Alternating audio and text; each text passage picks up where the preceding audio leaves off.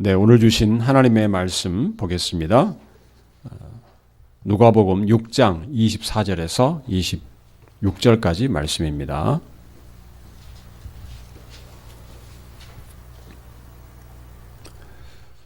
그러나 화 있을진저 너희 부요한 자여 너희는 너희의 위로를 이미 받았도다. 화 있을진저 너희 이제 배부른 자여 너희는 주리리로다. 화 있을진저 너희 이제 웃는 자여 너희가 애통하며 울리로다. 모든 사람이 너희를 칭찬하면 화가 있도다. 저희 조상들이 거짓 선지자들에게 이와 같이 하였느니라. 아멘. 기도하겠습니다. 살아계신 하나님 아버지, 은혜를 감사합니다. 오늘도 하나님께서 이 시간 저희에게 말씀하여 주시옵시고 우리가 하나님의 말씀을 살아계신 하나님의 말씀으로 받게 하여 주옵소서. 아버지 하나님, 이 말씀들이 우리의 영혼을 깨우고 하나님의 뜻을 온전히 깨닫게 하며 하나님이 기뻐하시는 방향으로 사는 삶의 귀한 영혼의 양식이 되기를 원하고 기도합니다. 아버지 하나님, 우리의 모든 영혼들을 다시 한번 힘을 더해주고 믿음의 삶을 살아가는 귀한 다짐과 결심이 있게 하여 주시옵소서. 성령께서 충만히 임재하여 주옵소서. 예수 그리스도 이름으로 기도하옵나이다. 아멘.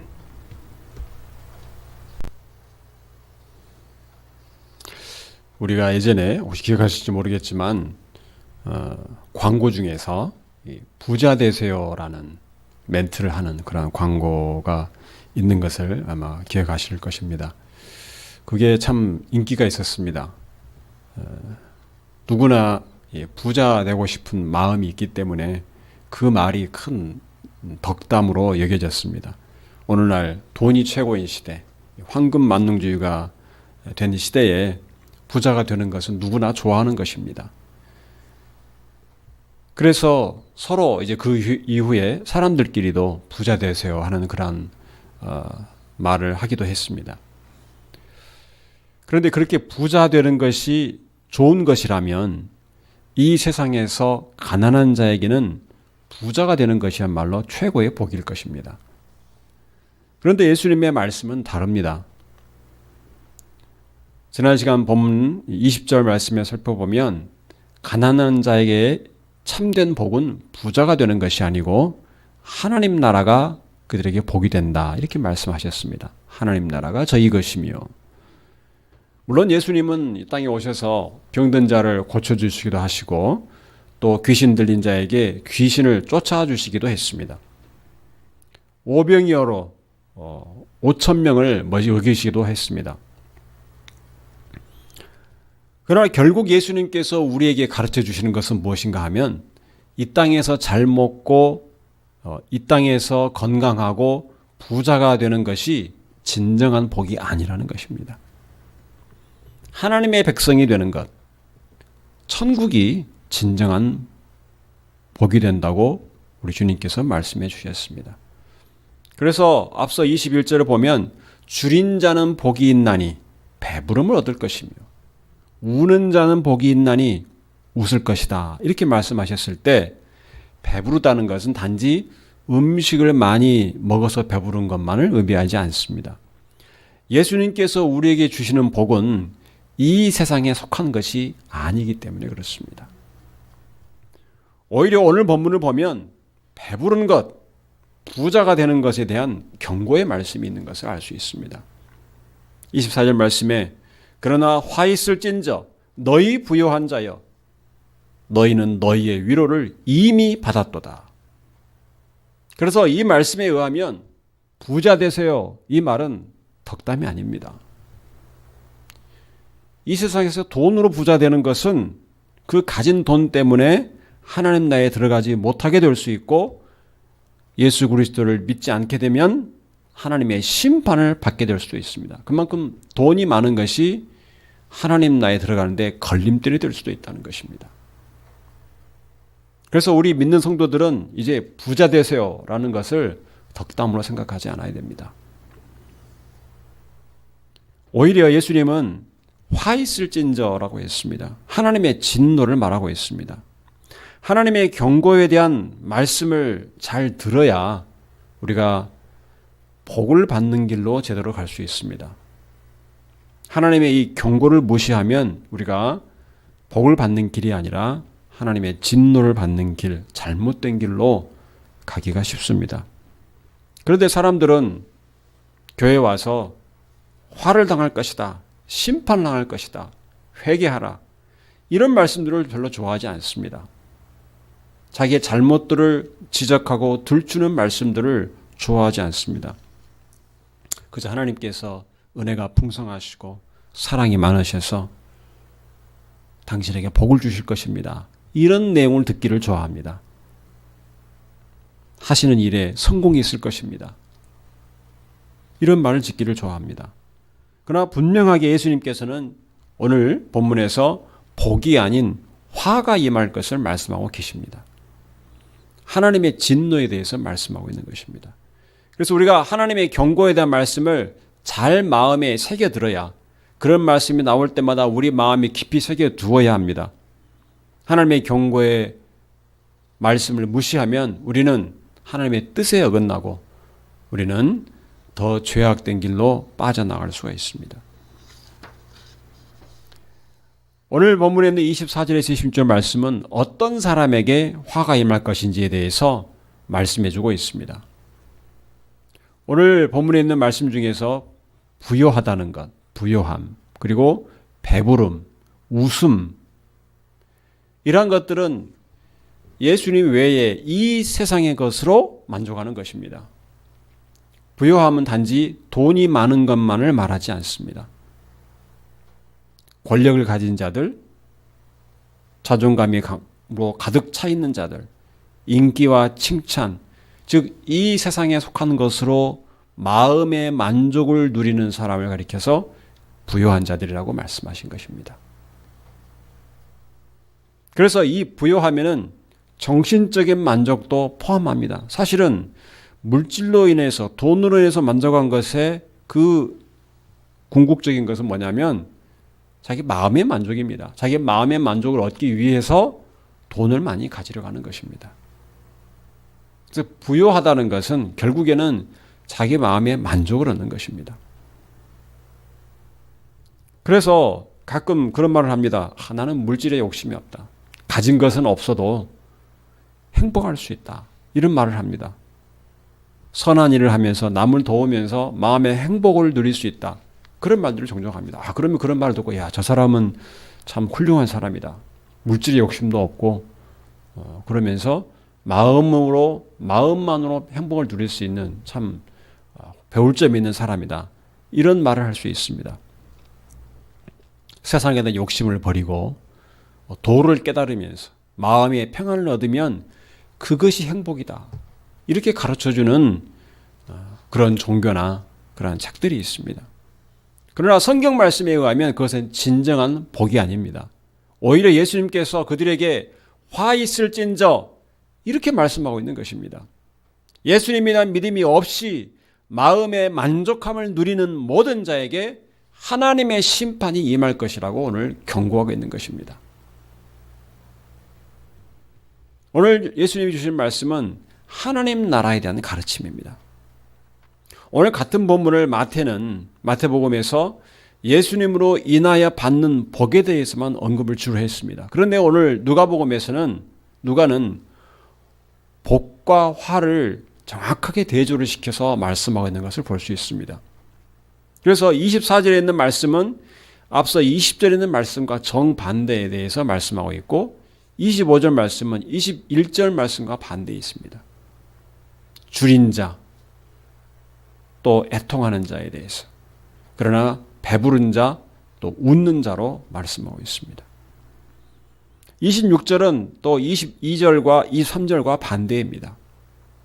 나를 인하여 핍박을 받고 욕을 듣고 벌이를 받으면 복이 있을 것이다. 20절에서는 너희를 모든 사람이 칭찬하면 화가 있도다. 복을 받는 원리가 화를 당하는, 하나님의 진노를 당하는 원리와 정확하게 반대로 기술이 되어 있습니다. 그래서 오늘 말씀은 예수님이 없이 이 세상의 것으로 부요함을 누리는 자에 대한 경고입니다. 예수님이 그들 앞에 오셨는데, 이제 그들 앞에 왔는데 이미 예수님이 없이 배부르고 웃고 있고 풍요함을 누리는 자들은 큰 화를 당할 것이다. 이렇게 말씀하고 있습니다. 이 말씀을 들으면 다른 세상 사람들은 뭔 그런 말이 있는가? 믿을 수가 없다. 말이 되지 않는다. 이렇게 생각할 수 있습니다. 아니, 큰 욕심도 부리지 않고 그냥 자기가 어느 정도 배부르고 좀 따뜻하고 건강하고 가족들 아무 문제 없이 마음 평안하면 되지. 행복하게 되는데 무엇이 더 필요할까? 그 정도만 누리는 것으로 마음의 행복을 누린다는데 왜 그것을 가리켜서 하나님의 진노를 당할 것이다. 화 있을진저 이렇게 심한 말을 할까라고 생각합니다. 세상에는 가난하고 배고프고 또 못 먹고 못 입는 사람들이 아직도 많습니다. 우리나라도 과거에 그렇게 어려운 시절을 겪었지만 그러나 세계 곳곳에는 아시아나 아프리카나 곳곳에는 아직도 그 가난을 벗어나지 못하는 사람들이 수없이 많습니다. 굶주리고 식수를 얻지 못하고 인간의 기본적인 그러한 환경적으로 준비가 안 되어 있는 그런 열악한 환경에 사는 사람들이 얼마나 많습니까? 그들의 소원은 잘 먹고 또 잘 입고 근심 걱정 없이 사는 것입니다. 인간답게 살고 싶다는 것입니다. 아시아에서 가장 가난한 나라 중에 하나가 북한입니다. 우리가 잘 알고 있습니다. 과거의 그 시대보다 참 더 어려워진 시대를 살고 있다는 말을 종종 듣습니다. 북한 주민은 이 가난뿐 아니라 각종 억압과 또 규제로 고통받는 삶을 지금도 살고 있습니다. 언젠가 인터넷에서 이 탈북민들이 북한을 빠져나와서 한국에 정착한 이야기를 동영상을 통해서 본 적이 있습니다. 그 이야기들을 들어보면 북한에서 너무나 먹을 것이 없어서 고생했던 이야기. 먹을 것이 없어서 그 김치 쓰레기 몇 개에다가 국수 조금 풀어서 죽을 써먹던 이야기들.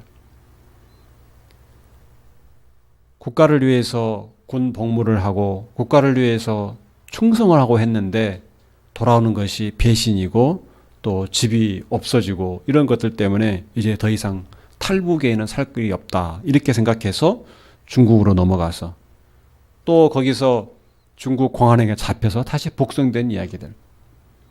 고생한 이야기들. 그리고 어떻게 해서 결국 제3국, 태국이나 라오스 이런 것을 거쳐서 한국으로 들어왔을 때 그 감격. 또 한국에 와서 처음 대하는 그 맛있고 풍성한 음식들. 자유롭고 깨끗하고 편리하고 발전된 그 모습을 보고 충격을 받았다고 했습니다. 북한과는 도무지 비교 안 되는 나만의 모습을 실제로 접해보고 이것이 쇼가 아니고 정말 이렇게 사는구나 하는 것을 확인하고 큰 충격을 받았다고 했습니다. 너무나 풍요로운 환경과 인간답게 대해주는 좋은 대우, 또 깨끗한 화장실. 그동안 북한에서 보낸 세월들을 생각하면 너무나 억울하고 두고 온 가족들과 남아있는 친구들 생각에 많이 울었다고 했습니다. 그들이 극심한 가난과 억압 속에 살았기 때문에 이곳에 와서 큰 충격을 받고 큰 감동을 받고 감격을 하는 것입니다. 이렇게도 살 수 있다니. 우리와 똑같은 말을 쓰는 사람들이 이렇게 너무나 다른 환경에 살고 있다는 것을 보고 놀라는 것입니다. 그래서 그들이 말하는 말에 의하면 이구동성을 하는 말이 북한 사람, 탈북한 사람들에게는 한국으로 와서 사는 것이 마치 천국처럼 느껴진다는 것입니다. 천국이 따로 없다는 것입니다. 우리가 그들의 경험을 가지고 있지 못하기 때문에 그들의 말에 100% 공감할 수 없지만 그들에게는 그것이 정말로 깊이 마음에 새겨지고 사무치는 느낌이었을 것입니다. 그런데 우리는 우리 남한 사회를 압니다. 우리가 사는 사회가 과연 천국인가? 얼마나 문제가 많은지 우리는 알고 있습니다. 각종 범죄에 대한 뉴스, 각종 비리와 또 많은 자살하는 사람들, 가정이 깨지고 수많은 비극이 일어나는 것을 우리는 알고 있습니다. 그러나 북한을 떠나온 사람들은 그동안 너무나 가난했고 노예처럼 살아왔기 때문에 한국에서 그들이 누리는 것이 다 감격스럽고 만족스럽게 느껴지는 것입니다. 그들이 느끼는 이 행복과 감격은 결국 무엇이겠습니까? 이 세상의 것으로 채워지는 만족감입니다. 음식과 주택과 깨끗한 위생시설과 자유로운 이동과 이 모든 것들은 이 세상의 것으로 채워지는 만족이고 행복입니다. 그런데 예수님은 오늘 말씀에서 이 세상의 것으로 부요함을 누리는 자에게 화가 있을 것이다.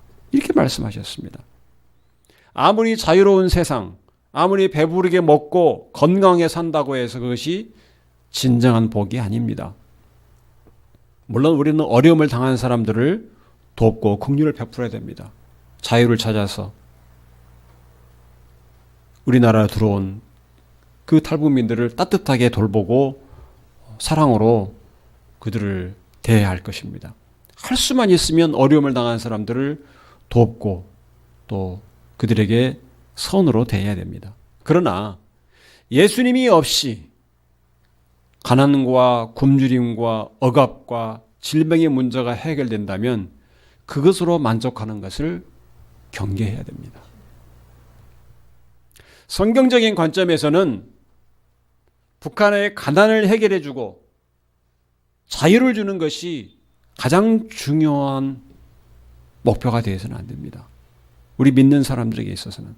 그것은 북한을 위한 가장 좋은 해결책이 결코 아닙니다. 그래서 가난한 그들이 북한을 떠나서 탈북하는 것, 그것을 도와주는 것이 선교가 아닙니다. 지금 선교한다고 하면서 탈북을 도와주는 선교사들이 있다고 종종 듣습니다.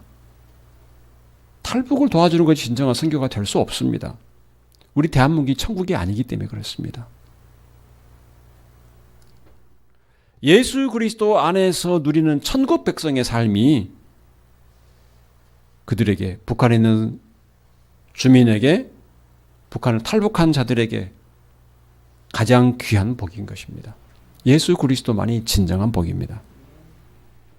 정치적인 해방과 먹을 것을 주는 구제가 진정한 복을 가져다 주지 못합니다. 예수님은 그것을 위해서 이 세상에 오신 것이 아닙니다. 예수님은 수백 년간 나라가 없이 다른 나라의 억압과 지배를 받고 사는 당시 로마의 압제 가운데 있던 유대 백성을 정치적으로 해방시키지 않으셨습니다. 그들에게 정치적인 자유를 주지 않으셨습니다. 능히 그럴 수 있는 능력이 있는 전능하신 하나님이십니다. 불구하고 그렇게 하지 않으시고 오히려 고난당하시고 십자가에 달려 죽으셨습니다. 예수님이 우리에게 주고자 하시는 것은 이 세상에 속한 복이 아니기 때문에 그렇습니다. 하나님의 나라를 복으로 주시기 위해서 십자가에 달려 죽으시고 부활한 것입니다.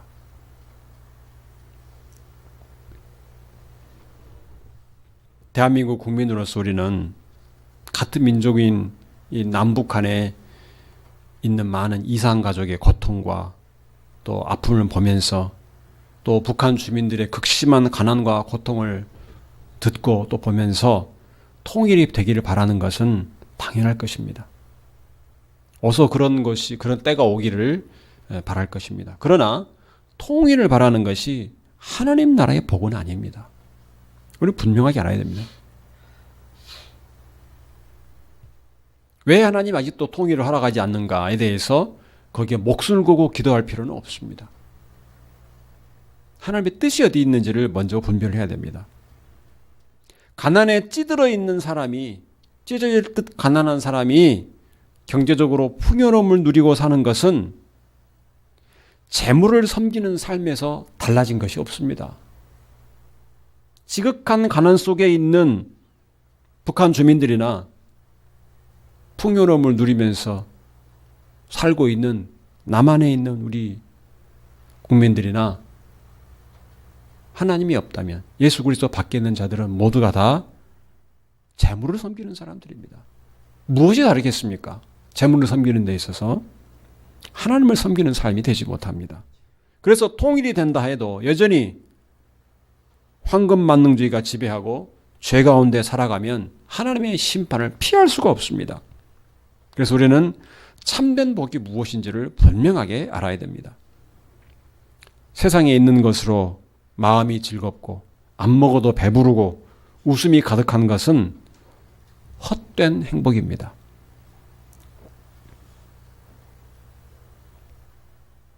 서양에서는 종종 최고의 복을 가정의 행복으로 꼽는 경우가 많습니다. 가정이 최고다. 그런 것을 주제로 영화를 만들고 할 때가 참 많습니다. 그러나 예수 그리스도 없는 가정의 행복, 그것은 헛된 행복입니다. 헛된 행복. 가난에서 벗어나 물질적으로, 경제적으로 풍요로워지는 것은 헛된 위로인 것입니다. 그것을 안다면 헛된 행복과 헛된 위로를 추구해서도 안 될 것입니다. 오늘 주시는 경고의 말씀이 그러면 우리에게 주는 교훈이 무엇이겠습니까? 하나님의 나라가 아닌 이 세상의 것으로 마음의 만족을 얻으려고 힘쓰지 말아야 된다는 것입니다. 하나님과 재물을 동시에 섬기려는 마음을 버리라는 것입니다. 사람들은 행복해지기 원합니다. 맛있는 음식 먹고 편리한 전자제품, 고급 차와 고급 아파트를 갖기 위해서 돈을 벌기 위해서 노력을 합니다. 어떤 사람들은 권력을 얻으면 그 정도 돈은 항상 따라온다고 생각해서 권력을 잡으려고 합니다. 어떤 사람은 내가 인기를 얻고 스타가 되면 세상을 다 얻은 것처럼 생각을 합니다. 그러나 그것이 무엇이든 간에 정신적인 것이든 물질적인 것이든 결국은 자기 만족을 추구한다는 점에서는 똑같습니다. 자기 만족. 최근에 한 유명한 우리나라 배우가 자기가 배우로서의 인생에 걸쳐서 깨닫게 된 것을 담담하게 고백하는 내용을 들었습니다. 자기가 젊었을 때는 정말 인기 정상에서 최고의 자리에서 인기를 얻었다가 그 후에 오랜 슬럼프의 시간을 보냈고 10여 년이 지난 후에 다시 활발하게 활동을 하면서 그동안 깨닫게 된 것을 담담하게 말하는 것입니다. 사람들에게 인정받고 칭찬받고 인기를 얻으려고 하는 것은 다 부질없고 헛된 것이었다는 것을 그가 깨달았다고 고백을 합니다. 그래서 이제는 왜 연기를 하는가? 사람들에게 내가 배우로서 뭔가 보여주려고 하기보다는 자기가 연기하면서 스스로 뭔가를 느끼고 만족감을 얻는 것을 목표로 한다는 것입니다. 그래서 어떤 작품을 할 때 인기와 흥행에 연연하지 않는다. 그런 말을 했습니다. 그래서 그 말에 대한 인터뷰에 대한 댓글을 보니까 감동적이다. 정말 멋지고 훌륭한 배우다. 정말 생각이 깊고 배울 점이 많다. 이런 칭찬들이 많았습니다. 물론 그가 오랜 기간 깊은 성찰과 생각에서 나온 그런 깨달음이고 그런 고백일 것입니다. 그런데 그의 말을 다 듣고 보니까 결론은 무엇입니까? 자기 만족입니다. 자기 만족.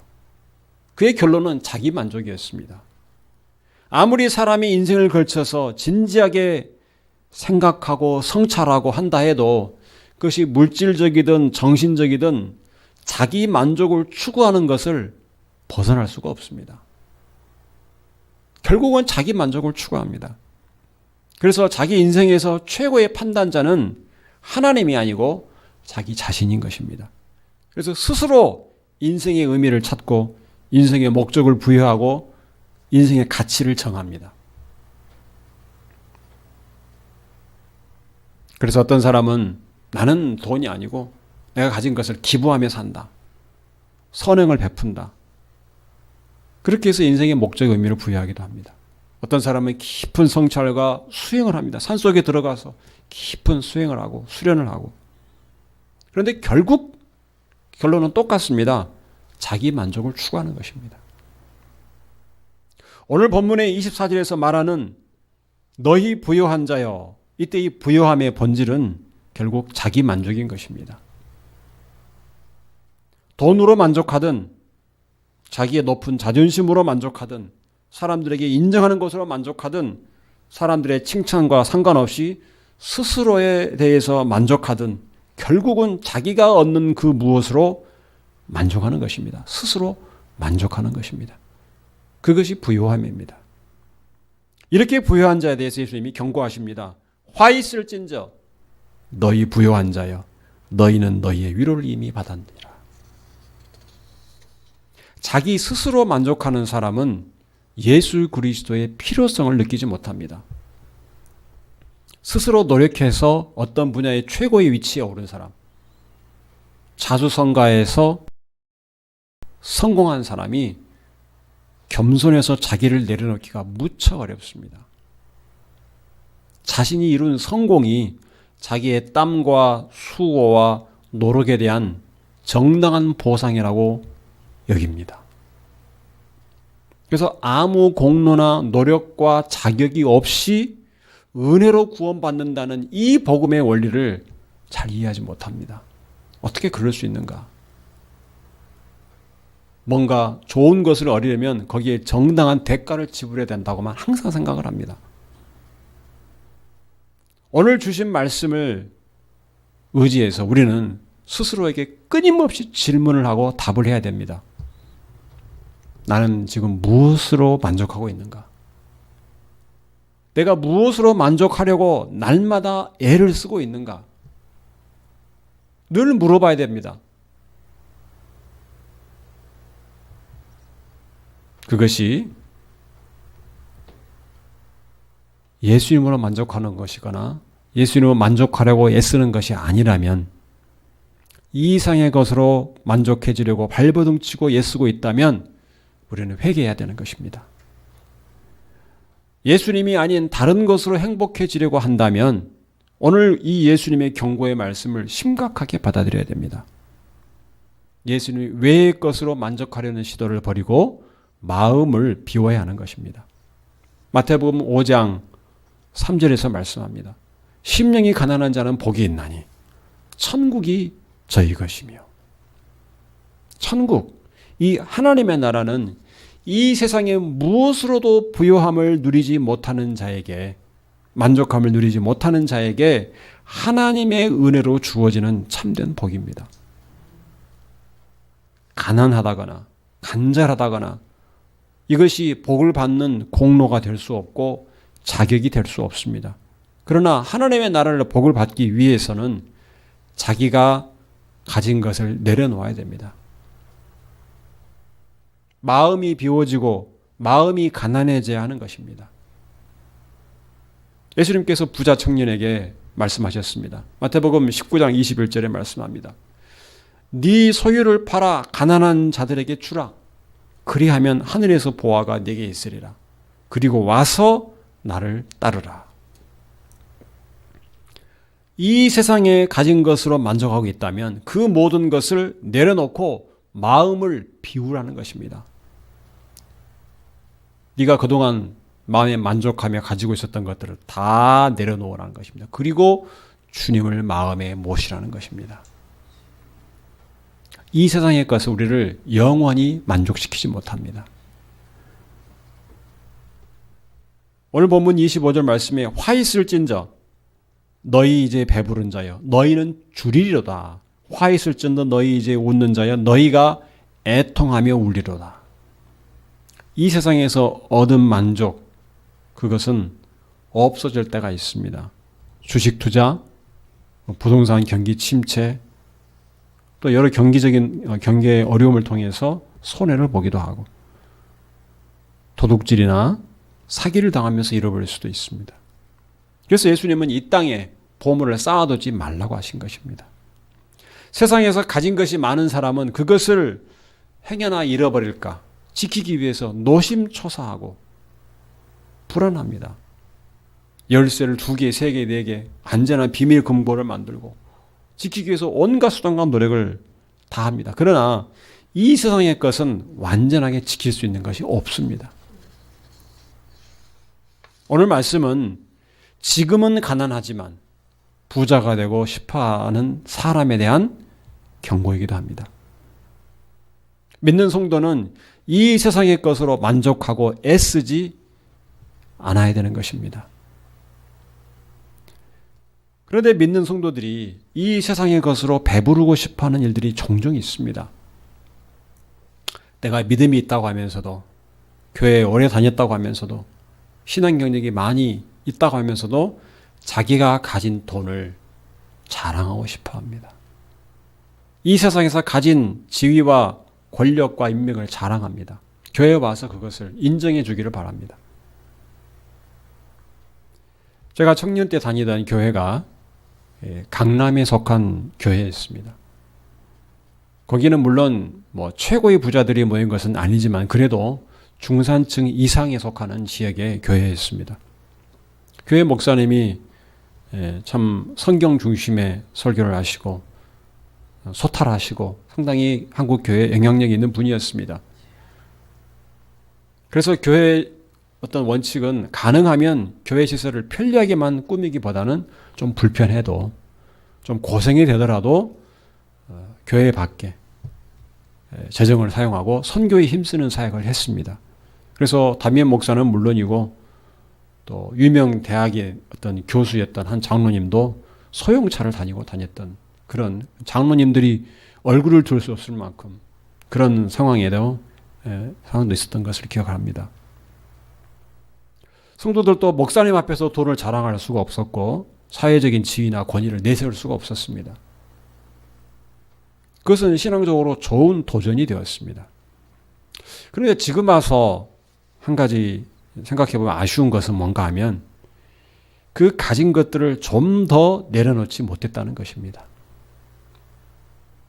당시 많은 한국 교회들이 수적인 성장이나 또 화려하고 대형 건물을 짓는 것이 유행인 그러한 현실에서 그 교회에는 성경 공부와 제자 훈련과 선교에 힘쓰고 될 수 있으면 건물을 안 지으려고 최대한 버티면서 그렇게 교회 사역을 했습니다.